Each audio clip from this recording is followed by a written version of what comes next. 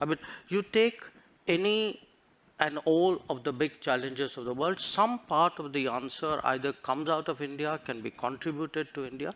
And again, I hate to say, it's a bit like a broken record, but look, a lot of things are happening outside Europe. We have, partly because of climate change, for a lot of humanitarian, natural disasters, humanitarian responses. In our part of the world today, a lot of people look to us to help out. The days when they expected Europe to come, which Europe did at the 2004 tsunami. The difference today is nobody's even thinking of that anymore. So the world is changing, new players are coming, new capabilities are coming, but a new agenda must come.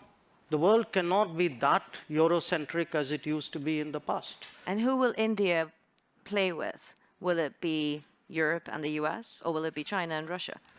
Look, they're not exclusionary, but we are a democracy.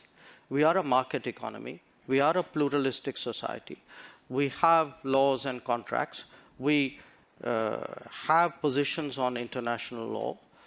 So I think that should give you a fair part of the answer. After all, you began the question with a reference to the Quad.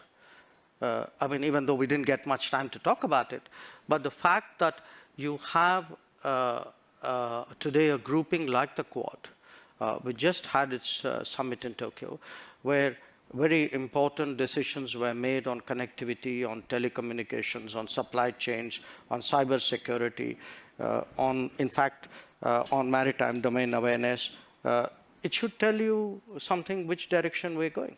So again, I urge you that don't use necessarily a caricature version of one situation as a yardstick to pass a sweeping judgment. Because even on Ukraine, do reflect on this point. Somewhere at some point, surely the conflict has to end.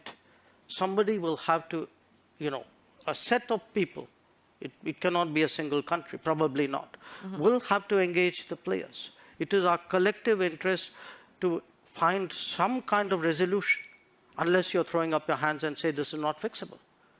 So at that point, I think people will need us. Says a diplomat, a career diplomat turned politician, then diplomacy, and keep going with it. Thank you very much, Minister, for joining us, and thank you all for being part of this conversation. Please give him a round of applause. Okay.